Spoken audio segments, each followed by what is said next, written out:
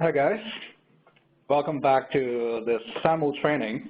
This is the second session where after we talk about SAML and the pieces from last week, today we are going to go through a hands-on lab exercise that will hopefully relate what we talk about, what SAML is, to an actual SAML setup between Centrified and an application.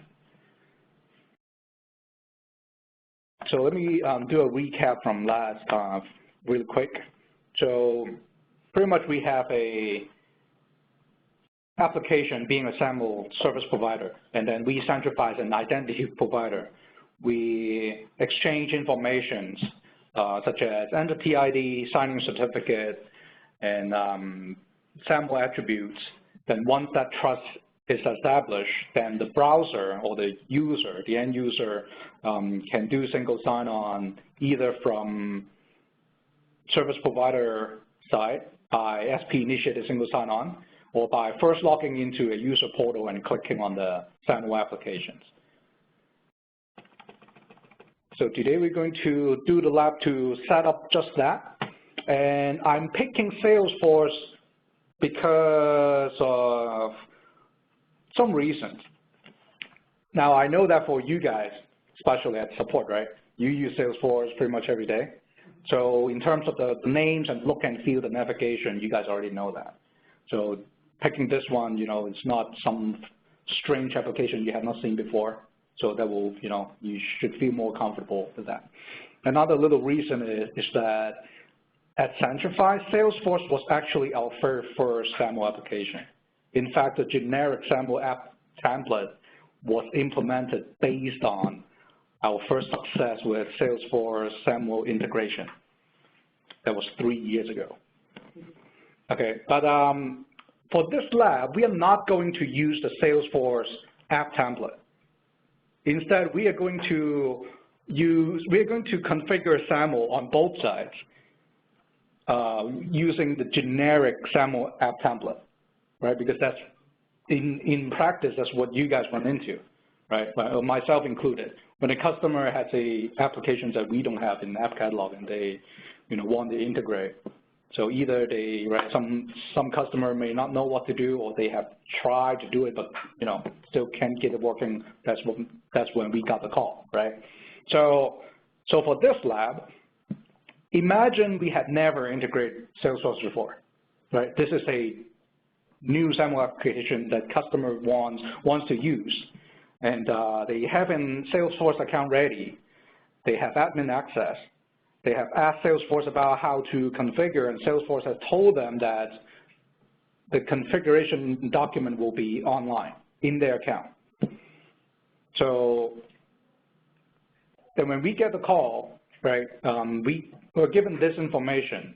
Now, in order to keep the customer going, we will have to use their account, right? If we do not already have a Salesforce account ourselves, and very likely we don't have time to ask this dev to reach out to them, get a test account, and then, right, make the actual template, put it in an app catalog, because that could take up to 2 months, right? So on the spot, we're going to use generic SAML application to configure the SAML for the customer to keep them going. And in fact, I've been doing SAML integration with vendors for more than 2 years now, and generic SAML application template is the one that I use every time, because this is the starting point. Anything that a custom SAML app template can do, generic can do it all. And then also at the end of the integration, actually the resulting configuration, so all the working values that are in a generic SAML app template will be used to implement the specific SAML application and then put it in the app catalog. And nowadays we have exported applications, so that's exactly what we do. Okay? So that's the scenario. Now, for a Salesforce account, we're going to use a Salesforce Development Edition account. So do you guys already have signed up for one? Yes? Okay. Yep. Then we can move on to now. The following slides are actually steps and instructions that you guys can do to follow and do the configuration yourself. That's what the hands-on lab means, right? But so now here at part 2, let's actually log into Salesforce first. If you guys could also log into your account.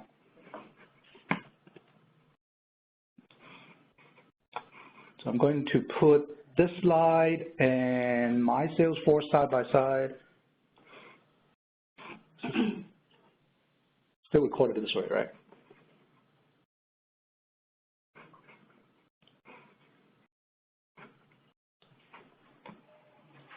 Okay, so one piece of information we know is that the Salesforce SAML configuration document is inside Salesforce.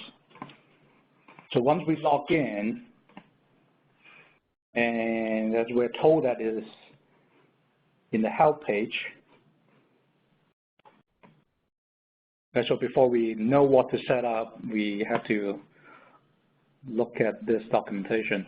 Most vendors have documentations. For those that do not, then you simply have to ask for the pieces of information that I told you guys about.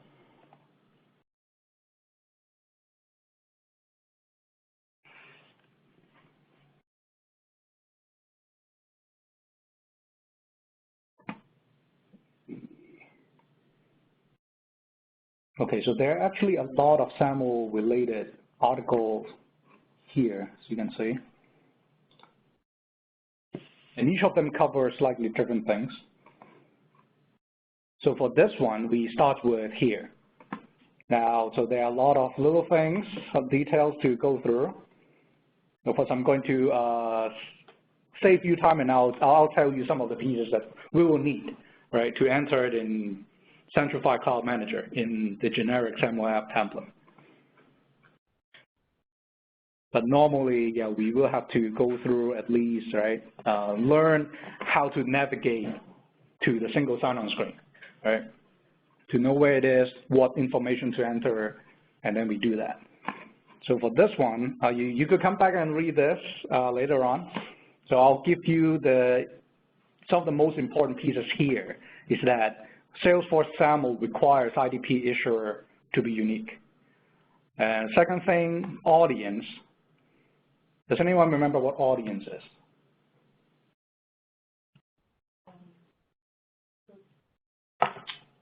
The link where we're directed to?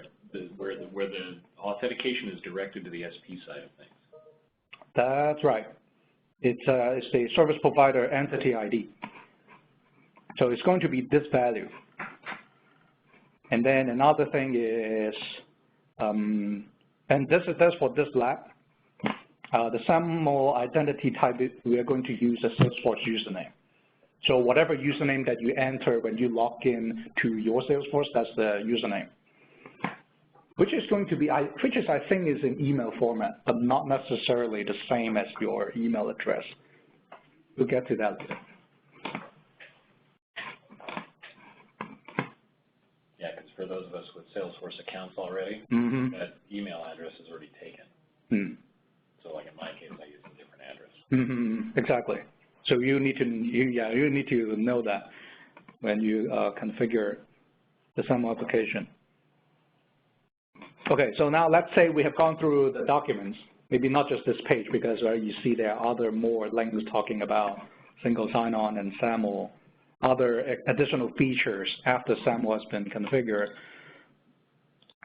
So okay, we know all the good stuff. Now we can here we can actually start to adding something starting in Centrify. Now in theory, this information exchange does not have to have a particular order. Usually it depends on the service provider, whether they want to go first or go second, meaning sometimes they must have you send them information, such as signing certificate, before they can do anything. Some of them have some information ready and they will send to you, then you can take it in and configure on your side first and then get back to it. So for what I do, I always start at Centrify because we are more familiar with things on our side, right? Okay, so let's add a generic SAML application in our centralized cloud.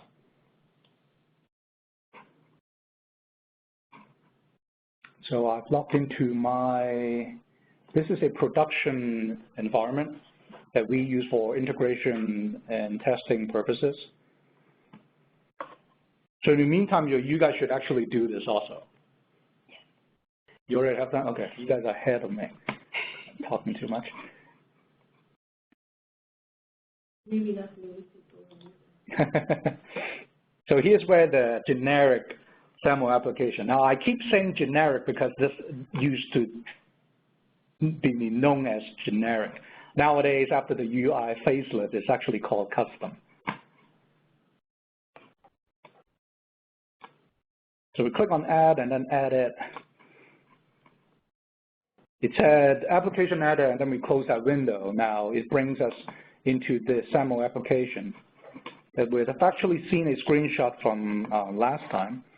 So all these fields that we can configure. Now let's start with the top, ACS URL. If you guys remember, and well, this is very important, ACS URL is where Centrify is going to send a SAML response to the service provider, which at this point we don't have that yet, because, and I'll tell you there's some documentation that said that too. The ACS URL will actually be given by Salesforce after the initial configuration. So we'll get to that later. So just remember that this is what we do not have right now, but it's okay. So we'll just leave it there. And for issuer, now remember the requirement here is the issuer, and more so the ID, this is the IDP issuer really. It has to be unique. So from what we have talked about last time, we're going to enter the application name.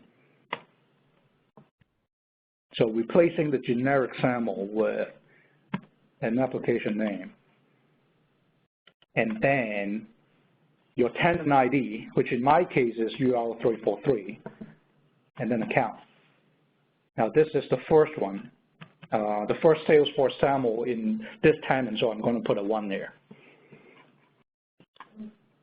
Encrypt assertion is some advanced settings that we won't be using today. Quick question, Yes.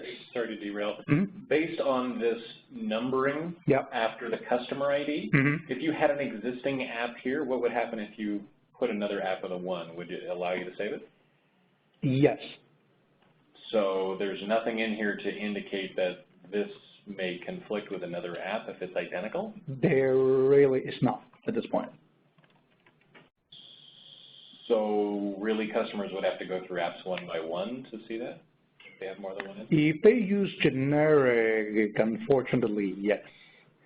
Now I say that because after we identify this and add the actual application in the app catalog, that one will handle that for you. That one will actually look at, count it for you, and then increments the count.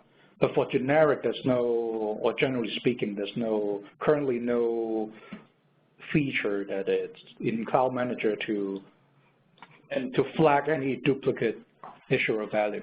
So just say as a customer is going through onboarding, testing, something like that, they configure multiple instances of an app, they have the same issue or issuer ID. I mean, what would really happen? Would the customer really see a difference? Would both apps work equally? It depends on the application, on the service provider side. For most of them, it will. For some others, like version 1, if you guys know about those, using the same issuer would actually go to another account, can possibly go to the other account. Okay. Because on the service provider side, they use the issuer value to identify which account the customer has. Okay, so really the impact's going to be on their side. Really, we don't care that much about it. Yeah. Okay. But here's where we want to change it. Certainly. Here's where we can change it. And the following, these are the URLs generated by this app template. And if the service provider requires any of these, then we copy these and paste it over there. But there's no screen for us to configure or for customer to configure on the SP side, then, right? They provide these values to the vendor via email, for example. Okay, so we've done the customer ID right here. So here's the example that I use in the slide. And let me click Save just to save that change. And then now we'll need signing certificate. So we're going to click on the download signing certificate. Now there's one thing that I want you to remember though. If a customer wants to use a different certificate, right? Now the signing certificate, which is AKA security certificate, is actually at the bottom of this page under additional options. They have to set it first before they download signing certificate, right? Otherwise, they will be downloading the default one instead of the new one. What is the default? What's the difference? Is the default, use existing default tenant signing certificate and then use the default is the one generated by that specific cloud tenant. So in my case, it is, let me show you again. You know, the one that with issuer, centrify, customer, and then the tenant ID. So those are the rules? At this state, it is, because my current is my default. Yeah, but then after, if they actually set a different one, and if they want to go back to default, then they will use this.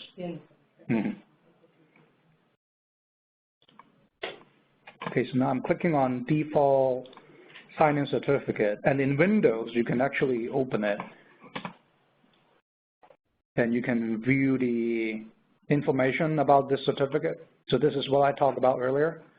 The default will have this issuer, centrify customer, the tenant ID, application sign-in certificate. And then if you go to details, there are other pieces of information about this certificate. Some applications talk about thumbprint or fingerprint, so this is the value. So just so you know. Okay, so at this point, configuring SAML on our side, like this is the beginning. Like we have created a SAML application. We have these values that we can provide to service provider. So now we're ready to move on.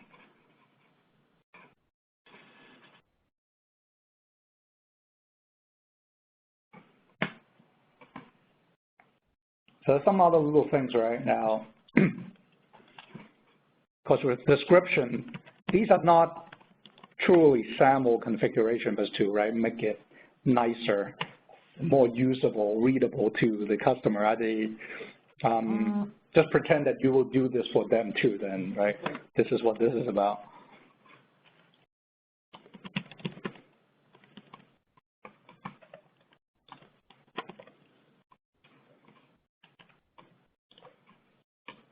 If you guys actually have an icon that you want to give it to them, you can do that too. It's like handing out candies, just to make them happy. Now, user access. So this is not so, once again, not so much SAML configuration, but we will need it in order to use it later on. So just for this lab or for testing purposes, I'm simply choosing everybody. Based on customers' need, whatever role they want to deploy to, we can always come back to this and set the correct one.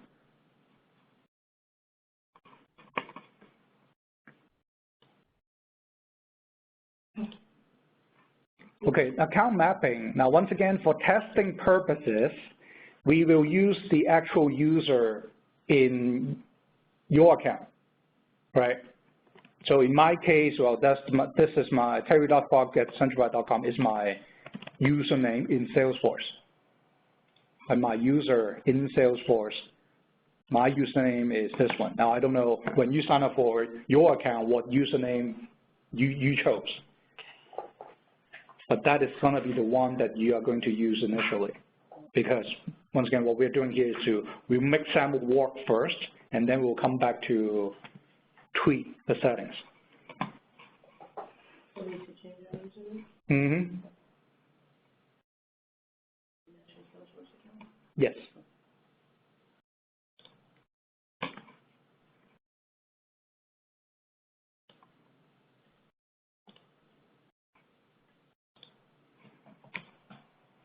Okay, here's the last graphical part, the advanced script. Now, I told you guys last time that when it comes to the audience, which is also the SP entity ID, is set here. Right now, there's no input field in application settings to let you do that, but instead it is here. So we're going to change this value. This is an example value anyways, to the one that Salesforce wants us to use.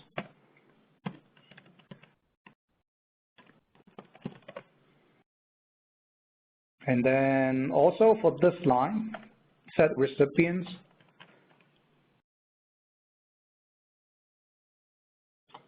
This is statistically speaking always the same as the ACS URL. So unfortunately, this is something you might have to do every time, is to replace the example value with just this variable. I'll talk about these variables later on. For this one, right now, let me tell you that this variable, and these are case sensitive, by the way. This variable, the value in this variable comes from this ACS URL. Whatever you enter here will be put in here, okay? Now that's set recipients. Now, after the last training, I realized one thing. So I'll tell you guys right now. This for this set service URL with the argument service URL, start with not using it. This line of script is actually for SAML 1.x. But to start with, well, we only do, by default, we do SAML 2.0. Our product here also supports 1.1 and 1.0, but that line is actually for SAML 1.x. Now, why did I remove it then? From my experience with a few already escalation cases, when some service provider actually also support SAML 1, they would actually use this. They will take this value over like legacy backwards compatibility. Yes. Yeah. And that will break single sign-on actually. So the solution was really not to use this. And then when I came back and reviewed the template, I realized this was really used for SAML 1, which means unless we actually set version 1 here, we do not need that line. This one is not even used in SAML 2.0 at all.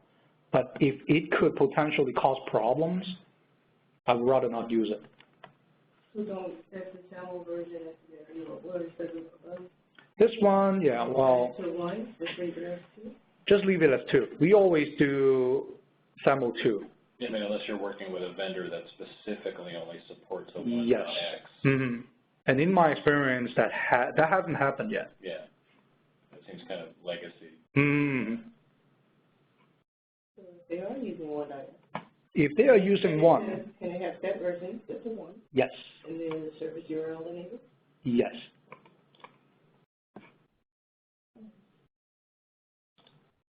Okay, so far so good?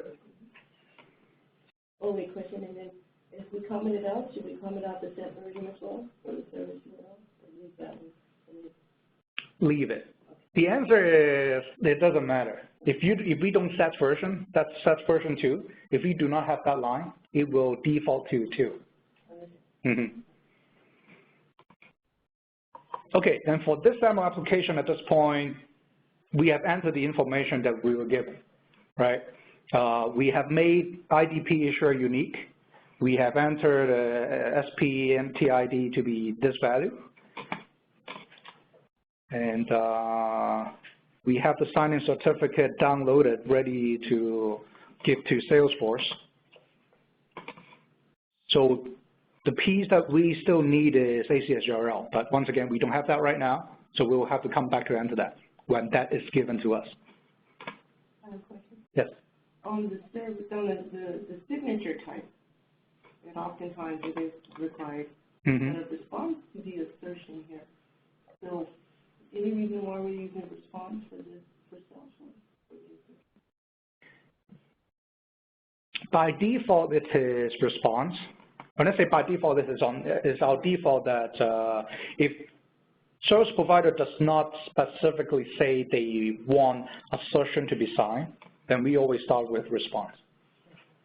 So it's only when in those cases that an SP says explicitly they want assertion to be signed, then we will then change this value from response to assertion, which is not this case, so we are using response. Well, sometimes we do get, I've seen where it is an error. The customer is unaware that assertion needs to be signed. So how would they get, would they have to go to the service provider? Is that? Service provider is supposed to tell them that. Or maybe they will, yeah. Should have such a big. I wouldn't say. I know, that's always the case. Because sometimes the service provider is unaware as well. Or some service provider kind of, I don't want to say they assume, but they just don't tell people until, right, after all the troubleshooting, tried everything else but this one. Then we would actually sometimes, right, what we do by trial and error, we would actually change this value to assertion and things start working. That's how we know. Sometimes it's not, yeah, too clear, but this is, yeah, one of the things that you could change to see if it makes a difference. And I'll talk about the signature type later. Okay, so that's the end of this demo application right now. Now, what about the Salesforce side? Okay, so I'm ahead of myself. This slide saying configuration we've done so far. So like I said, issuer we have set to be a unique one. Name ID, we know that we are using a user that exists in Salesforce, and the audience values we have changed to the one that we're supposed to. Now, we have this test button we can use to actually get a preview of what the SAML response is going to look like. So you enter any user in that select user screen, and here's the SSO token, which is the SAML response. And some values you can look at is, for example, the issuer. This is the IDP issuer. So remember, issuer in the SAML response is the IDP issuer. So this is the value that I just set. Name ID, I set that everyone's going to use this. And also the audience values down here. Okay. Now the order of these values are always going to be the same. Unless if we change signature type, then this block will be somewhere else, but still, the general order is always the same. Now note that in this destination, right, because last time I said the destination attribute in a SAML response is the ACS URL. Right now it is blank. It is blank because we don't have that yet, right? We haven't entered that in applications yet, and we haven't done it because we don't have that yet, so it's okay. So it's going to look like we have verified that these values are looking good so far, then we are ready to move on. All right. Now what about the service provider side? In Salesforce, so we have read about documentations and we know how to get to that screen. So how to get to that screen? Go to setup, enter single sign-on setting. Actually, it has already found it for me. So here's the Salesforce single sign-on setting screen. Now what can we do with it? Now in my account, I already have one set up for the demo, really. So that's why there's one here. But for you guys, if you guys have never set this up, then this list is empty. Okay, so the first thing to do is, and you wouldn't have this checkbox enabled. So to enable it, you click Edit, check it, save it, and it will bring you back to the screen, and you should have these buttons available to you. Now, there are actually 3 options here nowadays. In new from metadata file, and new from metadata URL. Now, if you remember, I talked about metadata file and URL from last time, right, which are actually, there is a link generated in application settings.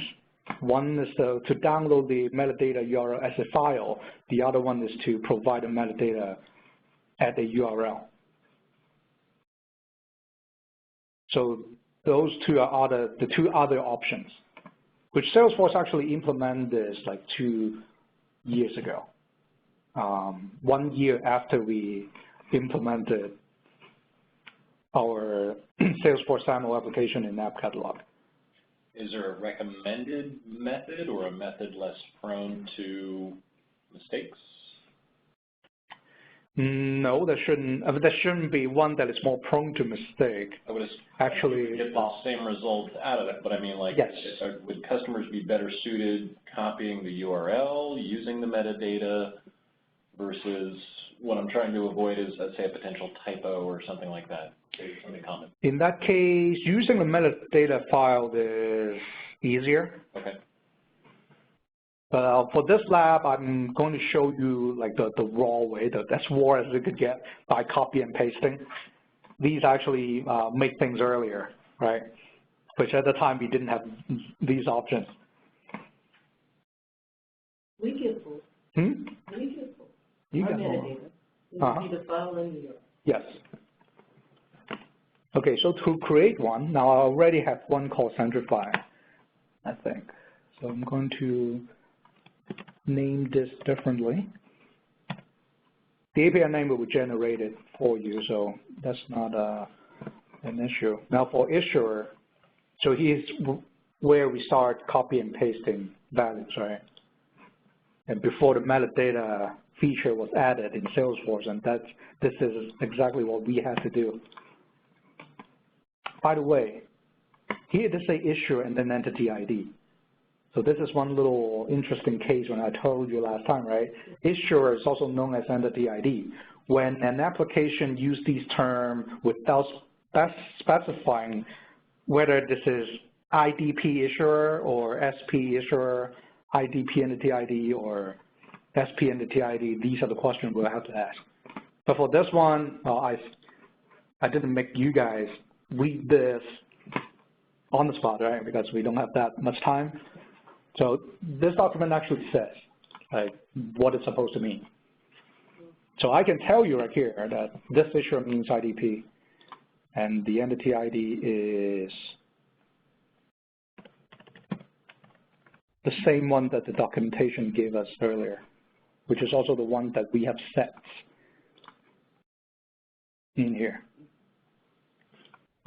which then means this is a typo in the slide that I just noticed. Okay.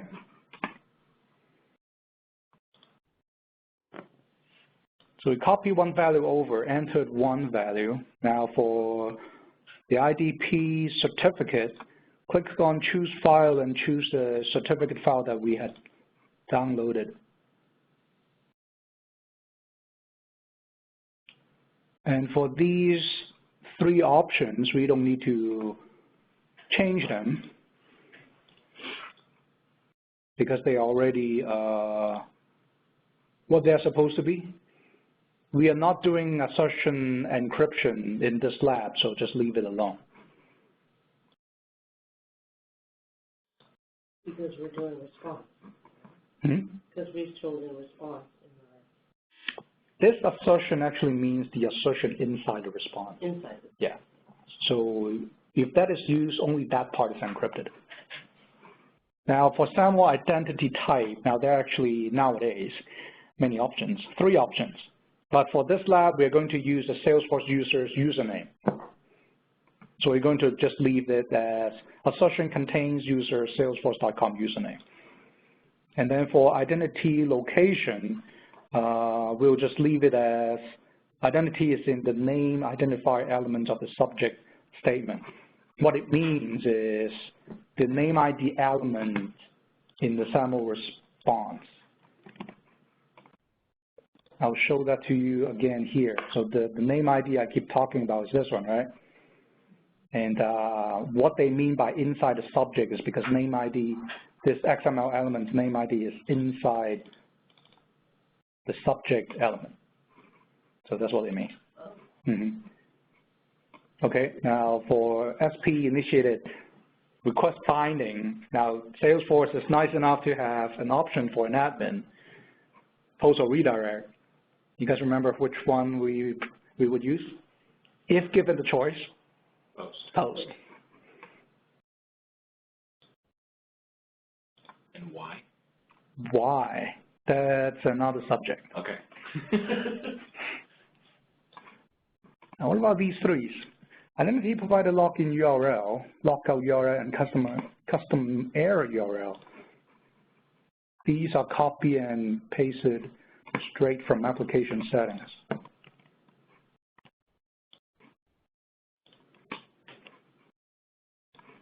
In, lockout. I gotta be careful what you are copying, right? Because the order might not be the same order as in application settings. So kind of a silly question here, Terry, since there's a fair amount of usage of different terms that are similar, is it common to see logout versus sign out? Or is it just dependent on the vendor? Depend on the vendor. But yeah, you will see some vendors use, sign in versus log in and sign out, log out.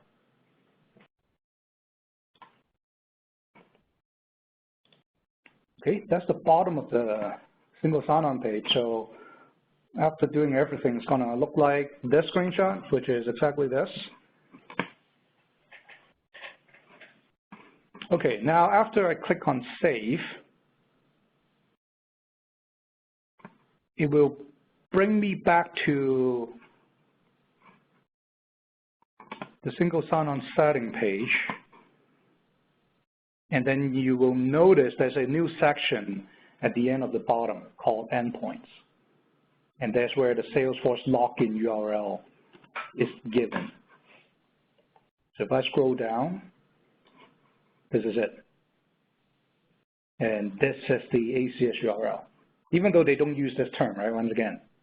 But that is where Salesforce wants IDP to send the SAML response to. So this is the value we will copy and paste it in our SAML application. We tell you in the app config that it's called the Salesforce login. We tell you in the online help for the application configuration for Salesforce, we tell you that it's called Salesforce login. In case they're looking at the document. So we're going to do that. So go back to Cloud Manager, the same SAML application we're configuring. Now we have the ACS URL. And we paste that value there. Click Save. Okay, now just to use the test button to see what's the latest SAML response now. Right now in destination, it shows the destination URL that I just entered. So just verify that it's correct. And of course it is. Of course it is. Whatever you enter there will show up there. You could only enter it wrong. Okay, then the configuration on both sides is actually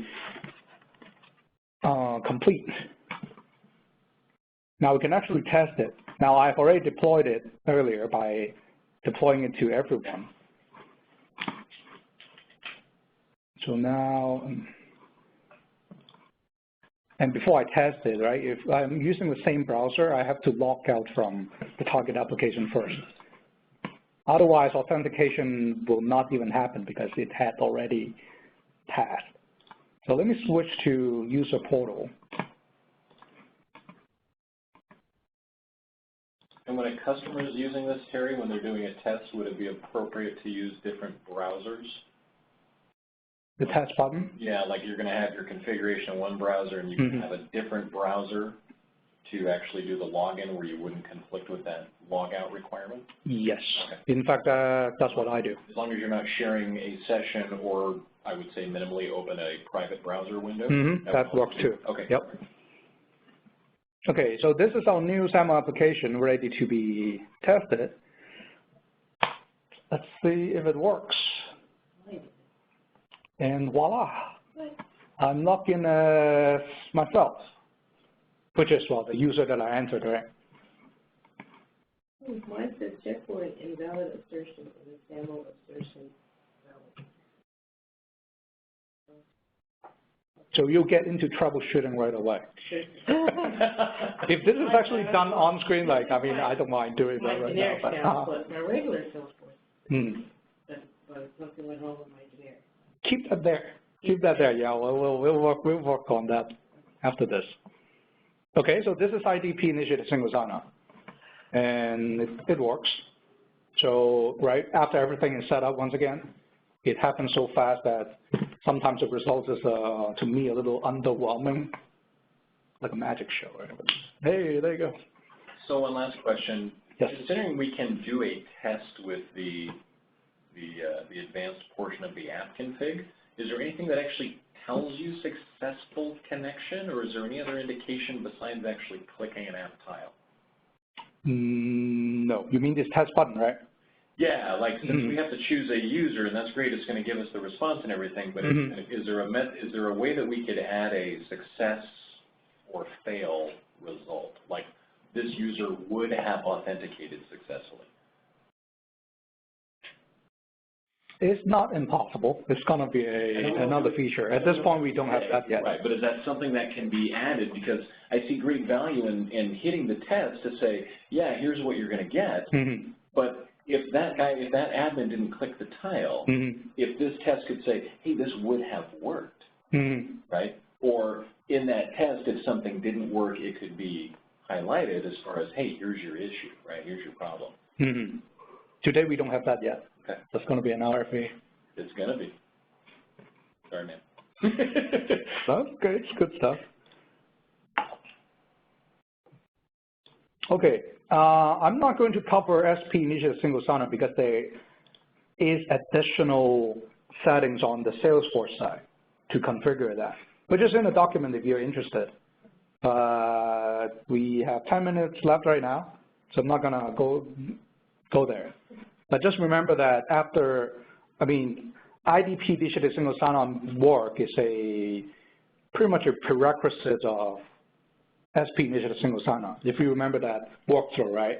IDP initiated single sign-on is essentially the second half of that whole workflow. Meaning, if IDP initiated single sign-on doesn't work, SP will have no chance to work. Okay? Now, okay, great. Single sign-on is working, but remember we had configured certain things that, right, for testing purposes. So we'll have to go back and think about those now. So the first thing is, I was mapping this SAML application to always the same user. But now, and this depends on the customer that we talked about in the last session also. When we configured this application for the customer, or when the customer configured this, what value should they use here? Right, clearly they're not going to have everyone using the same, but what should this be, right? So now you think about, okay, for me, if my company set up that way, Salesforce username is going to be always as my company email address. Then mail would be a good choice. As I say, in our case, we could interchange either attribute. Exactly. Yeah, or if some application, you know, they do not use an email address format, but only like the short name, then SAM account name may be the correct choice. Okay. And for the account mapping script, we could, of course, Yes. like in the case of Office 365 provisioning, you have multiple domain suffixes or suffixes, and you want setting for all. Yep.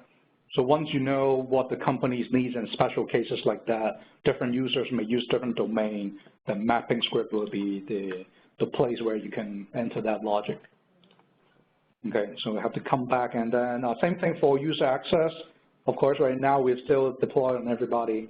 For the cloud admin, where it runs now, SAML is working, supposed to deploy to only the people who are going to use it.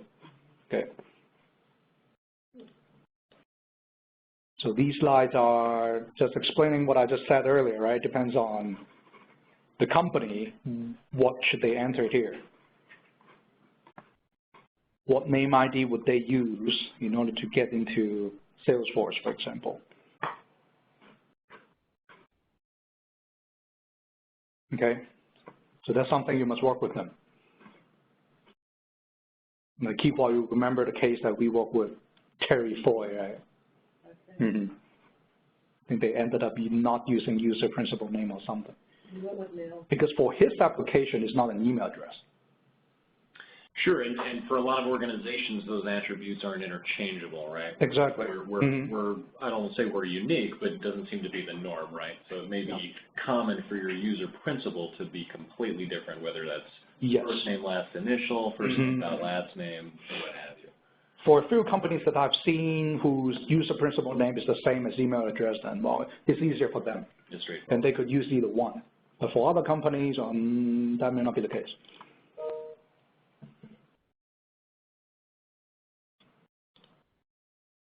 Okay, what about if we are not sure, or they are not sure either, right? What about like what attributes, what values will it give us, given a username? Given a logged-in user, what attribute values are actually coming out? This is one way you can do. There's a trace capability in account mapping scripts that you could use this syntax. So just trace, and then some string you want to put, right? And then the important part, the syntax is login user.get, and then you enter the AD attribute name. All right, for example, user principal name, SAM account name, or even mail. And you can do other things, right? Like what we just talked about, different domain. So what it would look like, and then you click on the test button. It will detect your trace statement and output something, so you can see right before you guys actually deploy the application what it's going to look like for this user. So for me, in my tenant, my user principal name is the whole thing terry.fog at zsorocks.com. SAM account name is only the short name, and my mail happens to be the same as UPN. And if I want something different, right, I can look at let's try to construct it here and see what it looks like here.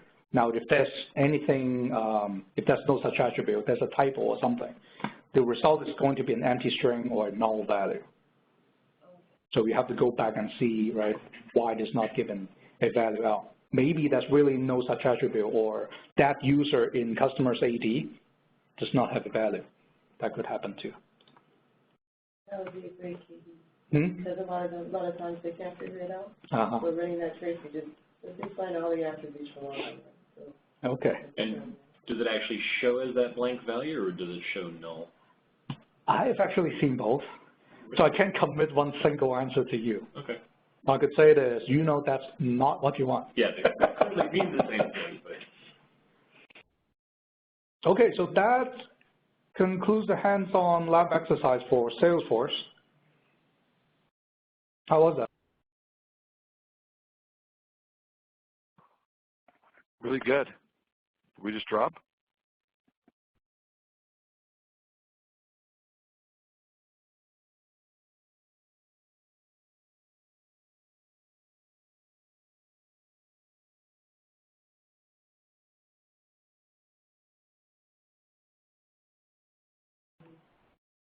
Oh. Oops, sorry guys. Can you hear us now? Yep. Yes. Yep. Yeah. Okay, so that concludes the hands-on lab on Salesforce using generic app template. So I hope you guys see how the information get exchanged, and well, actually before that, we need to know from the service provider side, either by SAML documentation or information via email, that's like what we need to set on our side. And then we'll give them what we have on our side. And then we set it up, and we run tests. Test is good. We finish up the whole configuration by, looking at the account mapping again. Okay? Awesome. All right. Thanks, Terry. We do have 2 minutes left, right? No, not so much, but let me show you another thing. It's a not so hands-on lab exercise, okay? This is a true story, by the way. When I integrated to Evernote almost 2 years ago now, 1.5. Anyway, okay, Evernote told us, they gave us a sandbox account. They told us their SAML configuration is very straightforward. Documentation is on the screen. So this is the screen, right? After I log into the sandbox account, this is the screen. And this is the top of the screen. This is the bottom of the screen. Okay, so this is all the documentation they have. So my challenge to you is just to let's go for this and see like what value we're gonna enter, right, in the generic SAML application. Okay. So start with, when we enable single sign-on, users of our Evernote business account will need to authenticate, blah, blah, blah. Blah, blah, blah, blah, blah, blah, blah, blah. Evernote supports both SP initiative single sign-on and IDP, okay? They use HTTP redirect binding and post binding for IDP to SP. We already do that, so, okay, good to know. The assertion consumer service URL is this. So what are we gonna do with that when we see that line? The assertion consumer service URL is this. What will we do? What do we do with this? That goes in our script. Yeah. That's the application settings? Or? Application settings.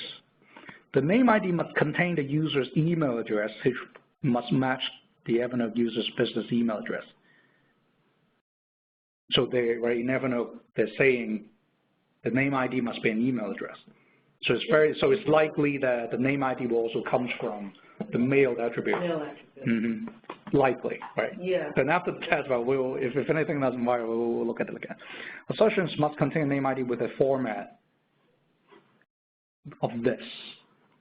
Now, I mentioned name ID format in the last session. With Salesforce, we didn't have to set the format, but in this case, we do, and we're going to set it in email address. I'll show you how to do that later. The entire SAML response must be signed. So here's where it's specified they want the response to be signed, not the assertion, but the response. Since by default, our script is already doing that, so we're good. If the session not on or after attribute is present, it must be set to a time that is at least 2 hours in the future. This is something that is outside of our SAML app configuration. So we don't have anything to do that we need to do about that. Okay, so that's the information that SP has given us with these few bullets. We need to know where to put it, right? Now, they didn't mention SP entity ID. They did. As it turns out, they don't care. Okay. Okay, now what about the bottom part of the screen? There are only 2 input fields in the checkbox. SAML HTTP request URL. What do you think that is? I'll give you some hints. Evernote that they just said they support SP initiative single sign-on, right?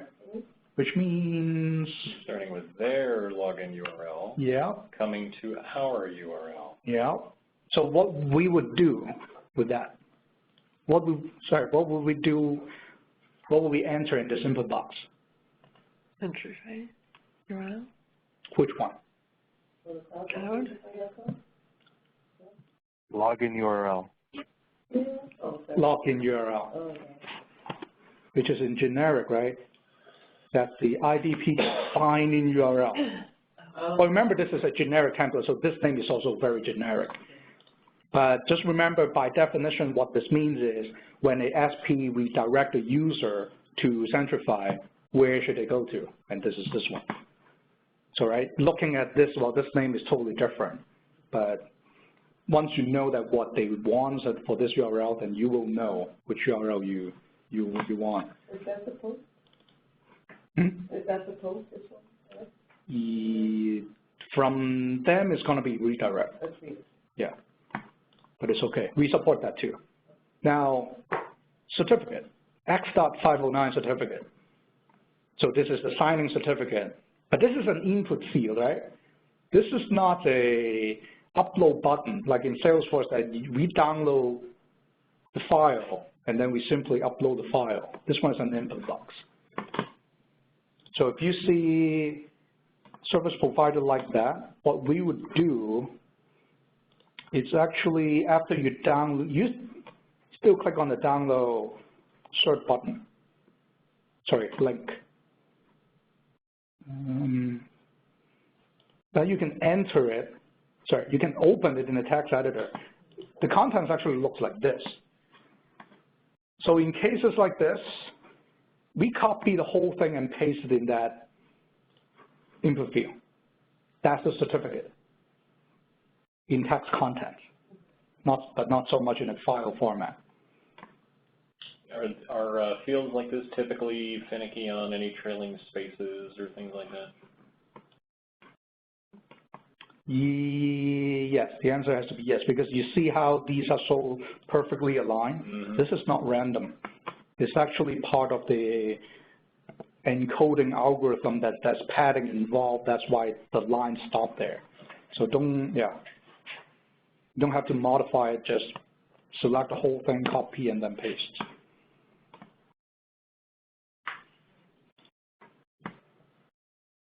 And then this one is not configurable on our side. In fact, that piece has more to do with the server itself rather than the clock of the server rather than SAML configuration itself. But it's related, that's why it's here. Okay, so for Evernote SAML, it was this simple. All right, but then the hard part is really finding out what to do with it. So the keyword here, once again, is the ACS URL, right? Name ID format, if any, signature, if any, if they mention it.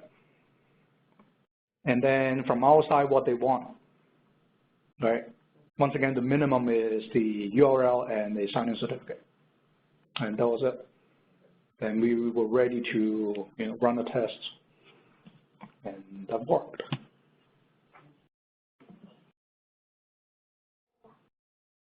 Okay. Guys on the phones, any questions? We're here in the room. No.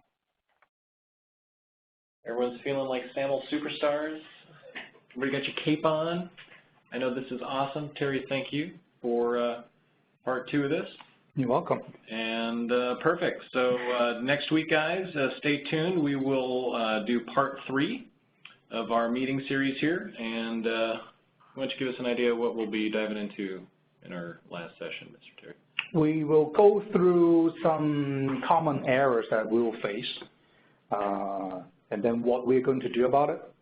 Typically, we always double check the configuration on both sides, because in my book, about half the cases are misconfiguration of some sort.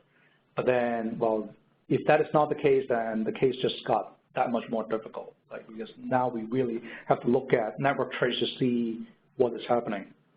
And that will take, I'll talk about debug tools. We already, for those who have used it, we will use SAML Tracer, and you know how handy it is. But I will also show you other ways, just in case if you don't get to install anything on customer's machine.